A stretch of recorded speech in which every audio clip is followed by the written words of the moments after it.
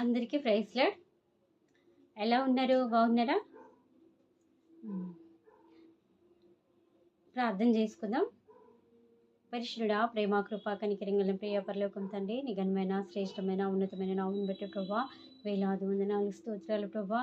అయ్యా, మరి పోయిన పునరుత్థానం నుంచి పునరుత్థానం వరకు మమ్మల్ని ఏ రీతిగా సజ్జలుగా నిలబెట్టినందుకే ప్రభా వేలాది వందనాలు, స్తోత్రాలు చెల్లించుకుంటున్నాను ప్రభా.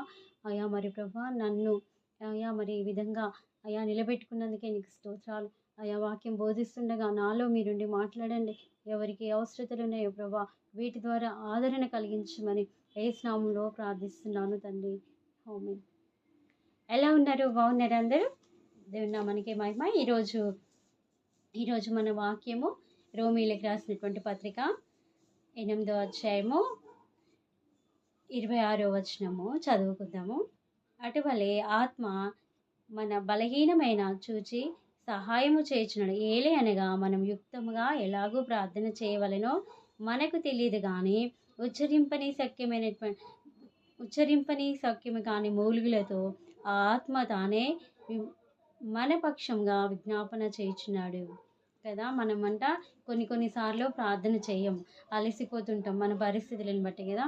కొన్నిసార్లు మనమే కొన్నిసార్లు అలసిపోయి ఏం చేస్తామంటే దేవుడు ఏం చేస్తున్నాడు, మన పక్షాన ఏం చేస్తున్నాడు, ఈ దేవుడిని మనం ఎందుకు నమ్ముకున్నాము, మనకి ఎందుకు ఇన్ని శ్రమలు అని మనం అనుకుంటుంటాం కదా. దేవుడు లేకపోతే మనము లేము. అయితే నా జీవితంలో కూడా దేవుడు తానే మన పక్షాన ఉండి యుద్ధము చేసేవాడిగా ఉంటాడు, మన పక్షాన విజ్ఞాపన చేస్తుంటాడు కదా. మనం కొన్నిసార్లు మర్చిపోయి ప్రార్థన చేసుకున్నప్పుడు కూడా, పడుకున్నప్పుడు కూడా దేవుడే ఉండి మన పక్కన ఉంటాడు కదా. అయితే మన తల్లి అయినా మరుస్తుందేమో కానీ దేవుడు నిన్ను నన్ను మరచిపోయే దేవుడు. ఈ దినము ఈ విధంగా సజలుగా ఉన్నాము అని అంటే ఆయన కృపనే కదా. ఆయన కృప లేకపోతే మనం బ్రతికి ఉంటామా? ఆయన ప్రణాళికలో ఉన్నాం కదా. దేవుడు మన ఏదో ఒక పర్పస్ కలిగి ఉన్నాడు కాబట్టి మనం ఇక్కడ ఉన్నాం. అందుని బట్టి దేవుని నామానికి మహిమ. మనం ఏ విధంగా ప్రార్థన చేయాలని, అవసరతలు ఏమున్నాయో, ఇరుకులు, ఇబ్బందులు, సమస్యలు, కుటుంబ సమస్యలు, అప్పుబాధలు కదా, గర్భఫల విషయంలో అనారోగ్య పరిస్థితి కదా, హెల్త్ పరంగా ఆయా పరిస్థితిలో కొన్నిసార్లు జీవితం పైన విరక్తి పుట్టి చనిపోవాలనేటువంటి ఆలోచనలు కదా ఎన్నో ఉంటాయి మన మానవ స్వభావంలో. అయితే నువ్వన్నీ ఏం చేయాలంట? దేవుని ఎదుట పెట్టాలంట. ఏ విధంగా? ఉచ్చరింపని సఖ్యమైనటువంటి మూలుగుల చేత మూలగాలంట.